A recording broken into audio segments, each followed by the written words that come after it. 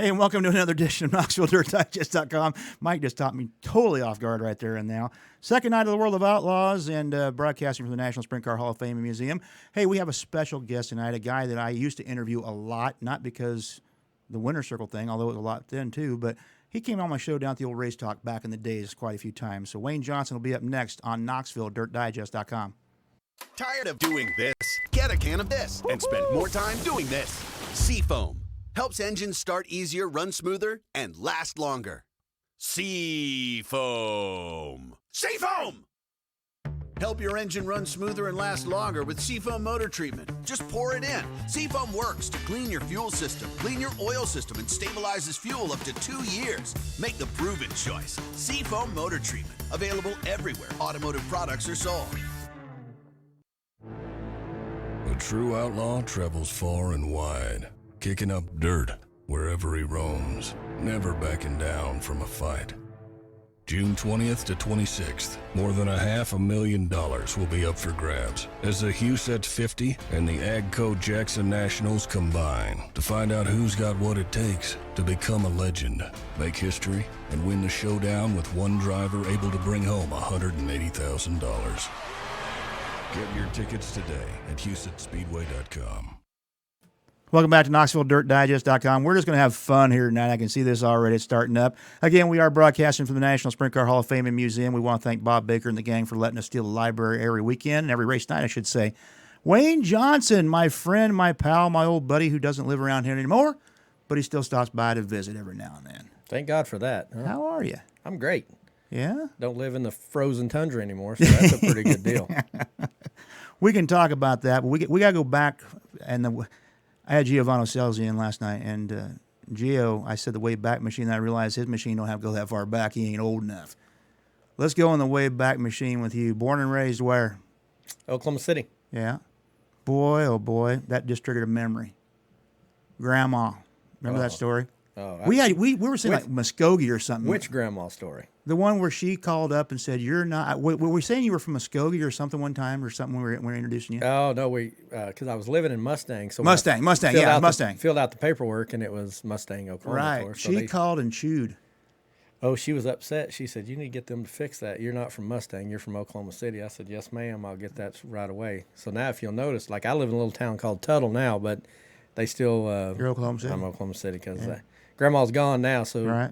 I'm not going to take no whoopings anymore. No, but she would definitely. That was her deal, really was. She's watching out. She'll still whip you. That's right. Someday it'll happen. That's right. So, that's right. Yeah, you came in the gate like catching us, like walking down the track. Say, hey, you got to change my city. We're like, what are you talking about? Because you were living in Mustang, right? But it wasn't where I was from. No, and that's the she whole made thing. that she made that clear. Let me tell you. Born and raised Oklahoma City. Childhood, what was it like? I mean, racing? Oh yeah, I had two older brothers before me that raced, and dad that raced before me. Heck, my mom raced.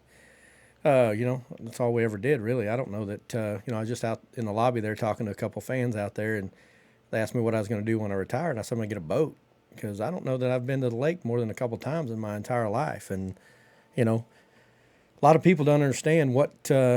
To commit to to be a race car driver for the last 35 years means I have missed out on a lot of stuff. And you're not good at recreation though, man. I mean, no, that's right. It's the way it is. When'd you start racing?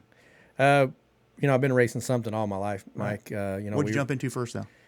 We raced go-karts, Odysseys, motorcycles, bicycles, and then at about 12 or 13 years old, you couldn't even get in the pits yet. You had to be 16 to get in the pits, so we had to start sneaking me in. Mm-hmm. And I run some, full-body stock car, like enduro races and that stuff. And it was just because I pressured my dad so much, And then at 15, we lied to the speedway. Actually, we used my dad's Social Security number and all the stuff because our names were exactly the same. And they never questioned because I always drove the race rig to the track at 15. And they thought, well, he's got a license because he's driving. So they let me race the first year at 15 in full-size cars or, full-body cars or whatever. Right. It was actually a 100-inch wheelbase, what they called super modified. And that was in 1987. So you guys can do the math to see how long I've been doing this. Something I don't know if I just now remembered or what, because I've been through Oklahoma a million freaking times. And But for some reason, it clicked in this year when I went down to watch a baseball game of all things. And it was a high school baseball game, and I started noticing all these racetracks as I'm passing. You guys still, to this day, have more racetracks probably per square mile than what Iowa does. We used to have them about every 25 miles.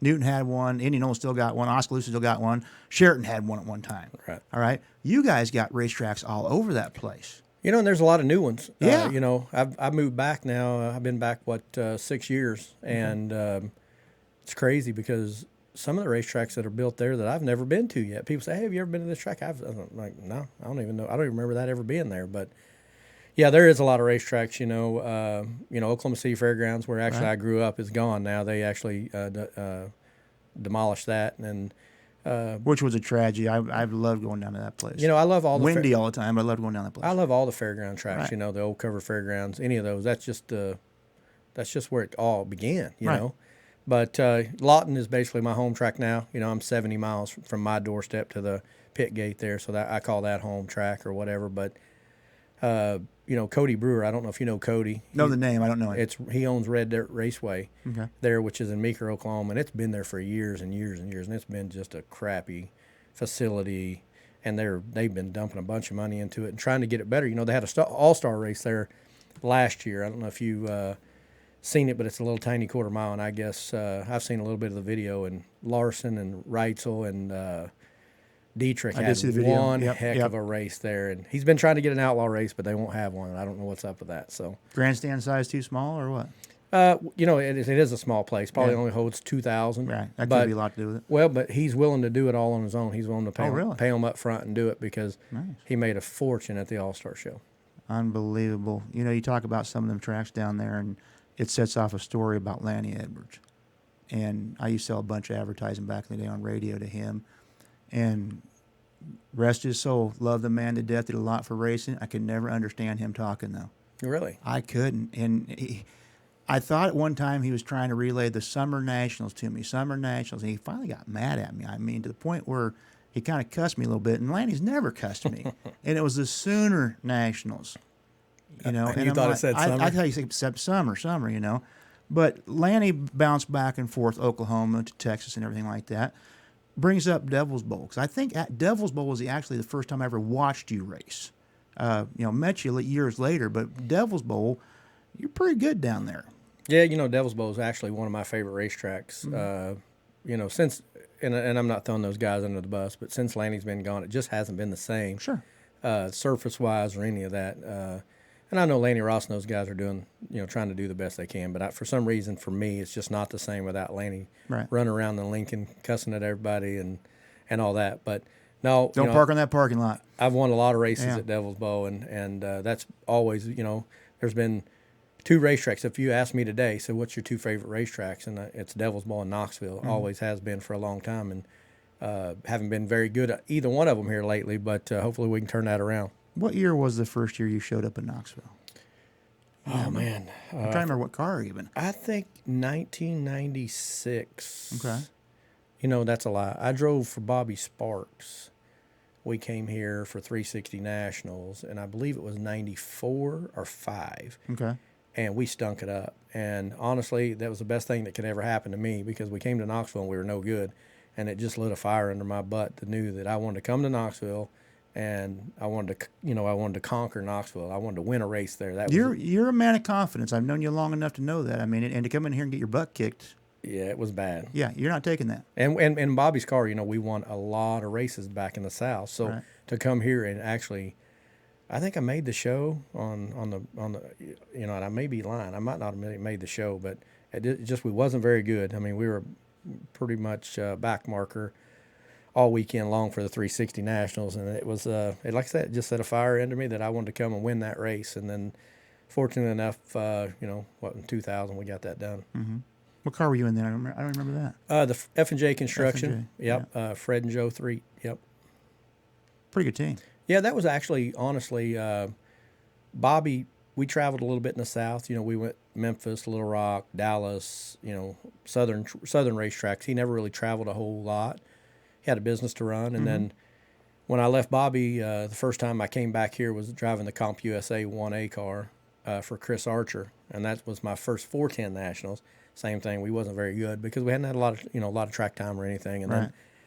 then when I started driving for Fred and Joe, it was probably some of the best equipment that I'd ever had, and I was in control of the team and got to do it my way. And sure enough, I started driving for those guys in August of '99, and we won 360 Nationals in 2000. So they were pretty good to me. Did a lot of 360 racing back then. A lot of banging wheels. Not everything was all big Knoxville tracks. A lot of short track, a lot of traveling. Right. I know you mentioned Devil's Bowl. I know you mentioned Knoxville Raceway. If you had to pick a bull rink, a tight bull rink, where's the track at that you'd like to be on right now? Well, we're getting ready to go there, actually. I'd only went there one time pre-COVID. I think it was 2019. I won a 360 race at Dubuque, and I thought, man, this place is really cool. And, there's a lot of short tracks I like to go to. Benton, Missouri is one, which they don't even race there anymore. I won my first All-Star, or my first World of Alabama race there. So that was kind of cool. But I'm looking forward to Dubuque, to be honest. We won a 360 race there, and I think it's going to be a whale of a race. But Little Rock, that's a little short track that. Yep.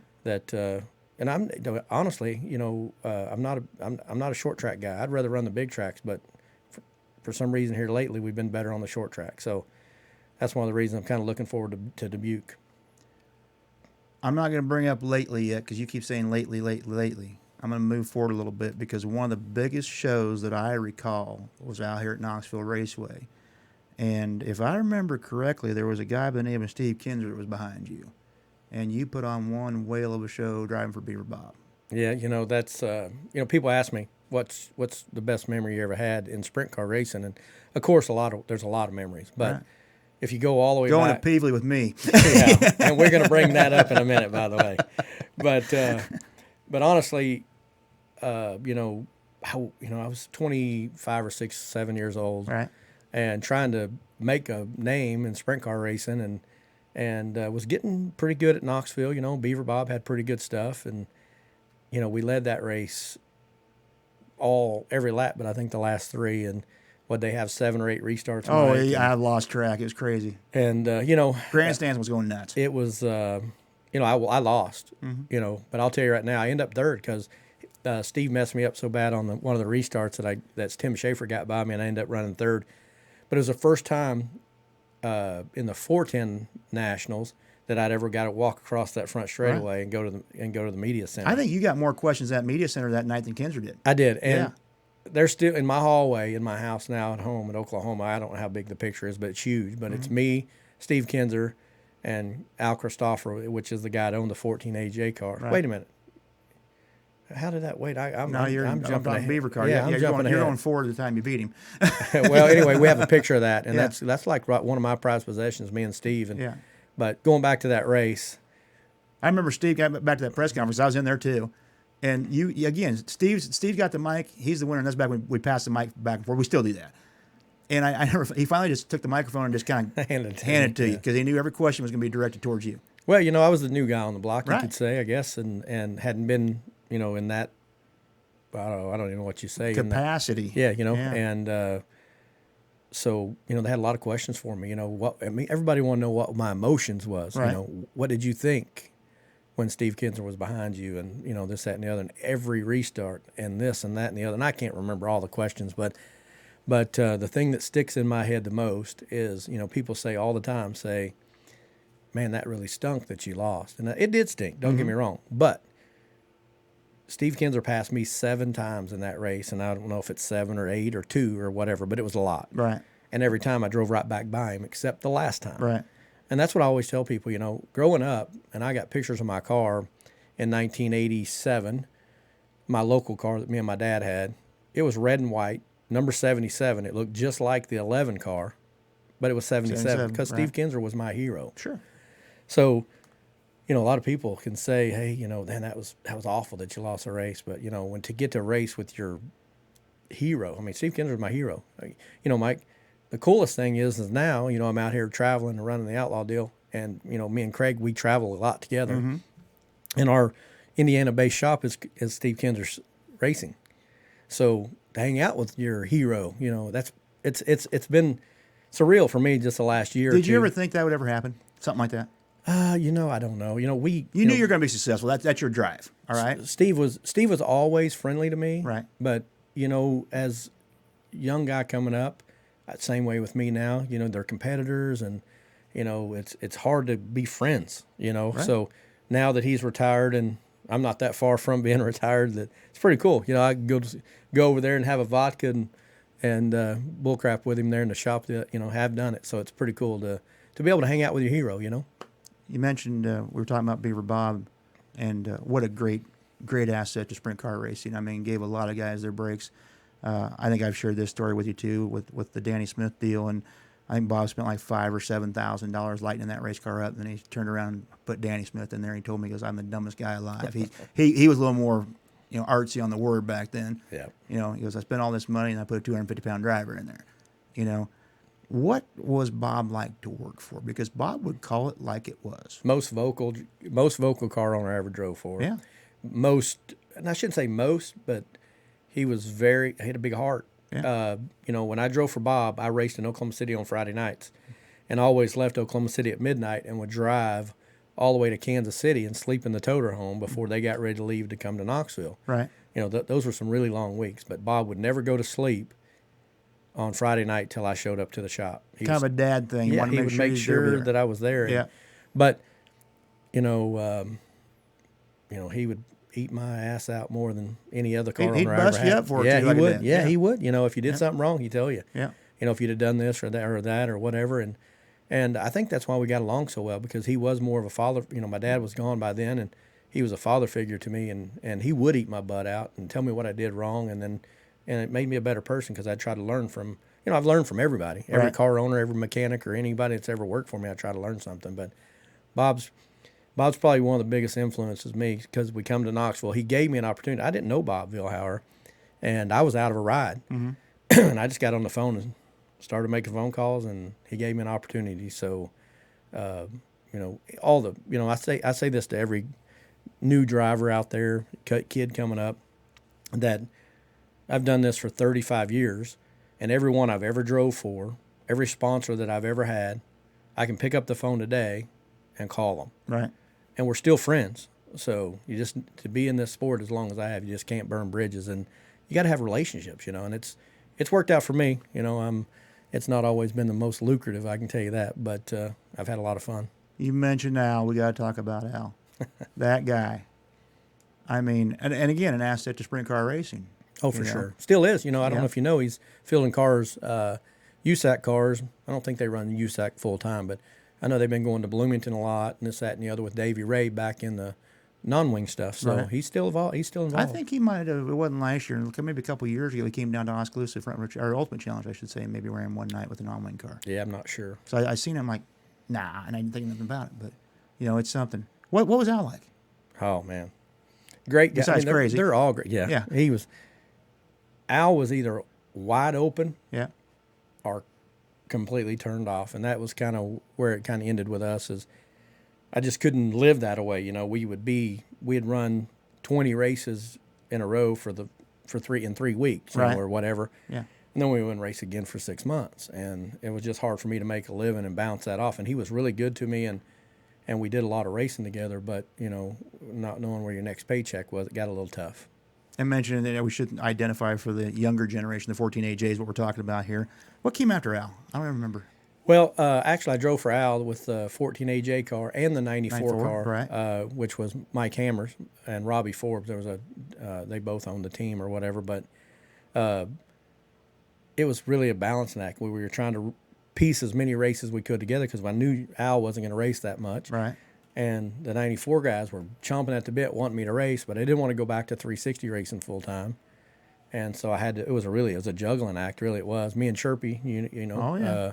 me and Chirpy worked on both teams. Got paid from both teams. Mm-hmm. It was a really odd. Just wasn't sure what week it was It going to was be. really odd, but we juggled it and made it work, and ended up winning 360 Nationals in the 94 car. End up winning an all-star race at Volusia in the 94 car. So it all wasn't bad. Those guys. Every owner I've ever had, I can't say anything bad about. They've always been so good to me. And Mike Hammer, wanted to win the 360 Nationals so bad, and when we did, he was in awe. 'Cause Right. He didn't think he'd ever do it, and like I say, I'm still friends with all those guys today. What car was you driving for when you had your first recreational golf cart deal? That was in the 14 AJ. That's why I kind of leaned on that a little bit. I still got scars from that here on the right shoulder from Week of Nationals. brutal. Never, ever, ever. If you had to coach a driver today, the week of Nationals, never, ever, ever do anything crazier than driving a race car. You know what the worst part of that is, Mike? What's that? That was probably our best opportunity to have a shot. Not going to say we could have won the Nationals, but that was our best shot. We were more prepared that year than we had ever been, and we'd pretty prepared, but that year was, oh my God, just stupidity. And we wasn't drinking. No. Just you were just being a race car driver, a golf cart. Just being ornery, and crashed golf cart, dislocated my shoulder, missed the 360 Nationals. Danny Wood had to drive. Yep. And then I tested it out at the Front Row Challenge to see how my shoulder was, and I made the A mean of the Nationals with dislocated shoulder, and just made every lap. That's really, to be honest with you, didn't really race, just made every lap. But stupidity. I honestly thought when I came walking in and you had that sling on, I honestly thought, he's gagging. He's just pulling somebody's leg. You had to convince me that you got hurt. I didn't buy it. Well, it was like 10 days before before qualifying night, and man, that was a crazy year. But stupidity. That's all you can say. Young and dumb, and just having a good time with my guys. We had prepared more for that race and for that 2 weeks or whatever than we ever had. We had the best equipment we had ever had, and we went and played golf because we were done. And I said, guys, we don't got to work tomorrow. Let's go play golf. And I'm not even a golfer. But I could banging the hell out of you in a golf cart and just stupidity and end up dislocating the shoulder. Just bad. That was a bad deal because I think the previous year of that, I think we finished 11th in the A main, and I think the year after that we started 6th. And like I say, those 2 seasons, or the seasons before and after, and in the middle season, we were, like I said, way more prepared. Rock stars. Won more races that year. Yep. Jeff Woodruff worked for me. I had a crew chief, which I normally didn't have a crew chief, and just everything was working. And driver was stupid. I've ran with Woody since beginning of time. I remember when him and Jeff, as they said, came in with the 55 360 car, Mike Chad. And the knowledge that Woody has and the attitude that Woody has, because I've never seen Wood get mad at anything, not even Christie. And he's Wood. Right. Just nonchalant. And a little bit like his dad when he's quiet like that. A lot of knowledge upstairs. Gave me a lot of confidence when he worked for me too, you know. And I didn't have to do everything, and that's the deal now, that I can honestly say that with the team I'm now with Todd Carlisle, and he's gave me more tools than I've ever had.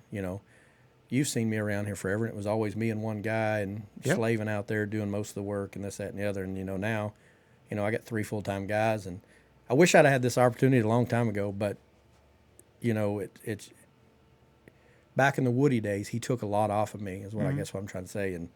And did you appreciate it back then? Probably not as much, because you know what? And I say this all the time, my oldest daughter, I love her to death, but I was young. Probably more selfish than any other time in my entire life. I'm 24 or 5 years old, trying to be a professional race car driver. Yep.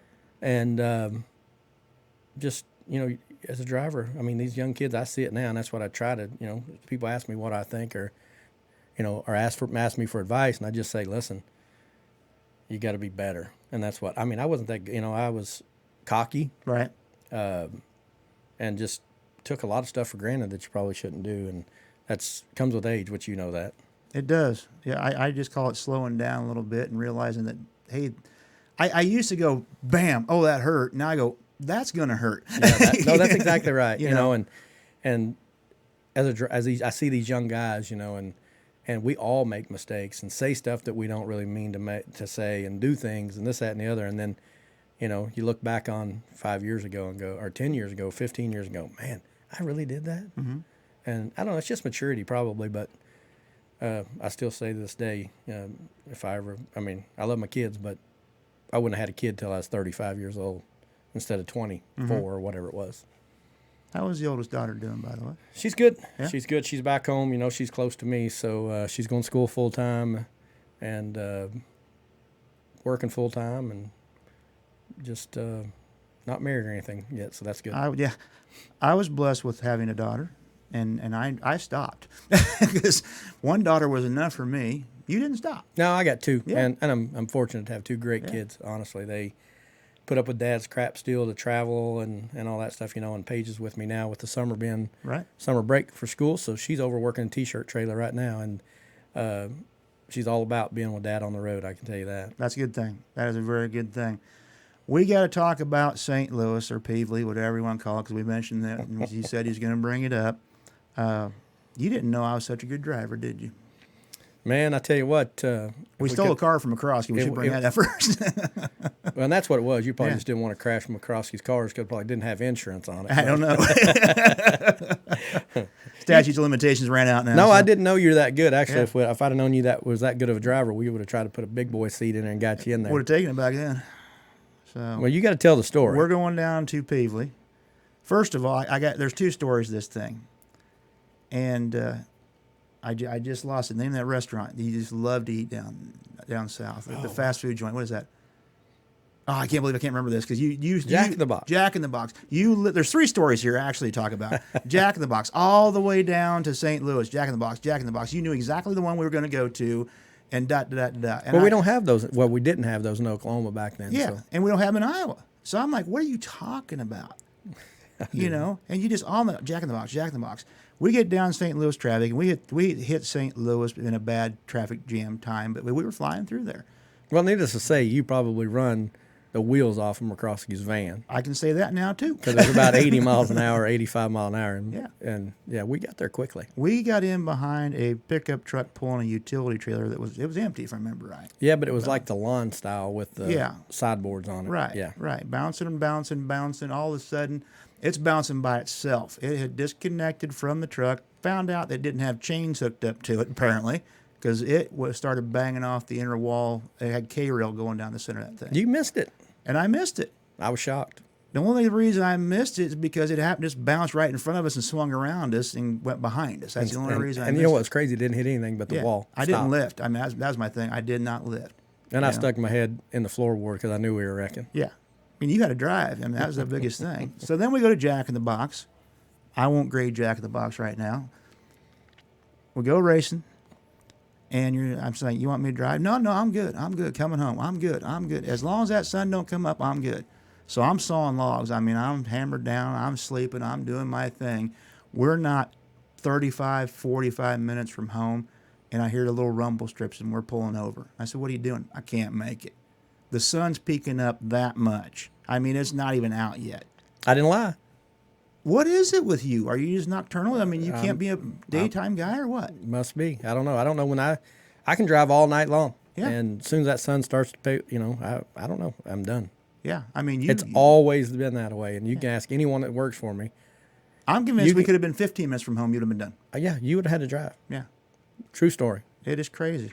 Everyone that's ever worked for me, they'll tell you, I can sleep all night long because I know Johnson's going to drive all night. He's not going to fall asleep. But as soon as that sun comes up. Yeah, it was rumble strips. Like, what in the heck's going on, man? Can't do it no more. Boom, done.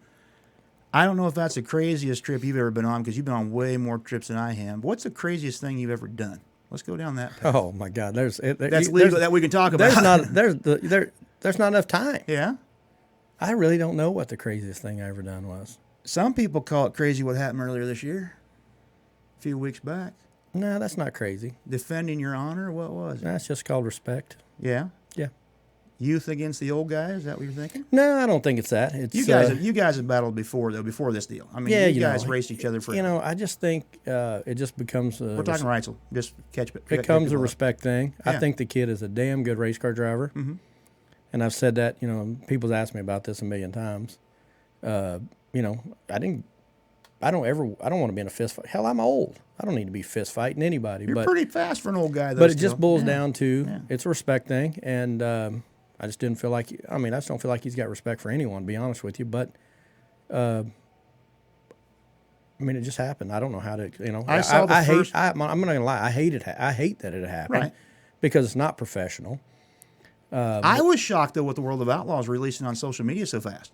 And I first thought- of all, they released a period. And I thought it was wrong. Right. I thought that was wrong. I mean, what I did was wrong. Yeah. But at the end of the day, sometimes you do stuff that you regret Right. or whatever. But like I say, it's all a respect thing. You know, if you don't respect me, I guess I shouldn't respect you. But that's really all it is. I mean, I respect all these guys because what we do is dangerous. Sure. And you know, you need to respect the other guy. And if you don't, you're in the wrong business. Exactly right. You have a job to do. All right. And you've been mentioning how you've been struggling on these big tracks. All right. I don't know why. I don't pretend to be your therapist. I've seen you struggle out here before, then all of a sudden you bounce back. You know, you find the right combination. There a few years ago, I can't remember, you might have been in the same car even. You guys were popping motors like it was going out of style. Yep. You know, no matter what you did, motors weren't working. And that's what I've always said to all these guys, you know, and I'm not just bringing up Wrightsville, but the group in general. Right. You know, I was at the top and won tons of races and didn't feel like I could do wrong. Mm-hmm. And then the wheels fall off of it. Right. And so guess what? It's a very humbling sport. And that's kind of where I went with all that. You know, he was cussing me at one point, Mike, that, you know, I'm lap traffic and all that stuff and this and that and the other. But here's the thing. He forgot that there's been a time that he was lap traffic and that I can remember. You know what I mean? Right. Wasn't that long ago. It wasn't that long ago. Yep. So respect. Yep. That's all it goes back to, and that whole thing. And I hate that it happened, and you know, it's just a shitty thing. Deal. Yeah, it is. It is a But deal. like I said, I don't know that there's any, in my opinion, that there's anybody out there that's any better than he is right now. That kid's really a good race car driver, but we go back to what I said when I was 25. I made a lot of comments that I probably shouldn't have made, and I learned for those mistakes and this, that, and the other. And, you know, maybe that helped him. I'm going to tell you a quick story. We're going to sign off on this deal, but it's about history. And you talk about, you know, it shouldn't happen, wish it wouldn't happen. I shouldn't bring it up because it is history. But years ago, 360 Nationals, Jeff Swindell wins the race. The track was junk. It just happened. It was a bad night, one night at Knoxville Raceway where the track was completely to the wall, dry, done, over with, nothing to grip hold of. Dave Hessmer was supposed to start on the front row of the B main. Easy transfer position. Dave Hessmer was winning stuff back then. Chose not to run. Didn't even bring the car. Next week he comes out. This is back when 360 Nationals was in June. And comes back the next week and wins the A main. And I said, Dave, you know, congratulations on the night, but I got to ask you, how come you didn't try to make the show last week? What was up with that? And he told it like it was. He goes, didn't feel like the track was necessary to be racing on. You know, Duncan's never missed, and they happened to miss that one night. You know, and Chris took it personally. We know Chris. Yeah. You know, and the bottom line is, Cappy gets on the radio and he goes, Roberts, this isn't your radio show. You bring that up again, you're out of here. And it bothered me because I have a lot of respect for Ralph Capitani. I mean, when he passed away a few years ago, it was like losing a grandfather. And I was just shocked. I didn't know what I did wrong. And so I went and talked to him 4 days later. I finally just addressed him. I said, I got to know. So we go outside and light the cigarettes up. He goes, what's going on? I said, I got to know what I did wrong the other night. He says, you brought up something that happened the week before, and we can't change history. There's no point in bringing it up again. And that's my advice to you. It happened. Don't dwell on it. Move on. And I'm not. Yeah, move I'm on. not. You know, you guys are the ones keep asking me questions about it. That's because we're honestly. reporters and we're jerks. And you're going to get the same answer every time. Yeah. Everyone that I've talked to about it, just respect. Yeah. It's a respect thing. All right. Who's your favorite announcer? Careful. I got to go. Jack Miller. Yeah, exactly. Exactly. I still got the Holy Cow shirt. Thank you for coming on. You got to go to work. I got to go to work. Good luck tonight. Thanks for having me. Hey, What? I can't let you go yet. Uh-oh. I was told, Here we go. and I forgot, almost forgot. You almost let you go. It's history. You know, since we're on the podcast, Yep. I got to plug mine. Okay. You got to go check it out. Wednesdays with Wayne. Yeah. I don't know how to find You it. got to work on that name. That Wednesday was when It's on Apple Podcast or Apple whatever. search it. All that crap. I don't know where it's at. I was just told you better say something. Or you're going to get fired Because listen, that deal's Sarah's by and the real boss. and she, that's her baby. She loves that podcast. Honestly, it's a lot of work for me sometimes. I don't have the 25 minutes to. I mean, we've done that thing. I've been on the road at 1 o'clock in the morning driving the beef, and she's like, "Hey, we didn't do the podcast this week yet." I'm like, "Oh, brother." So, so I brought it up. I'm not going to get in Wednesdays trouble. with Wayne. Check it out. You can search engine, I'm sure. There's been enough shows that'll pop up. We're 70, 80 in, so yeah. All right. Good luck. Thanks, Mike, for having me on. Wayne Johnson, our guest here at KnoxvilleDirtDigest.com. Time to go to work. We'll see everybody later. Tired of doing this? Get a can of this and spend more time doing this. Seafoam helps engines start easier, run smoother, and last longer. Seafoam. Seafoam! Help your engine run smoother and last longer with Seafoam motor treatment. Just pour it in. Seafoam works to clean your fuel system, clean your oil system, and stabilizes fuel up to 2 years. Make the proven choice. Seafoam motor treatment. Available everywhere automotive products are sold. A true outlaw travels far and wide, kicking up dirt wherever he roams, never backing down from a fight. June 20th to 26th, more than $500,000 will be up for grabs as the Huset 50 and the AGCO Jackson Nationals combine to find out who's got what it takes to become a legend, make history, and win the showdown with one driver able to bring home $180,000. Get your tickets today at HusetSpeedway.com.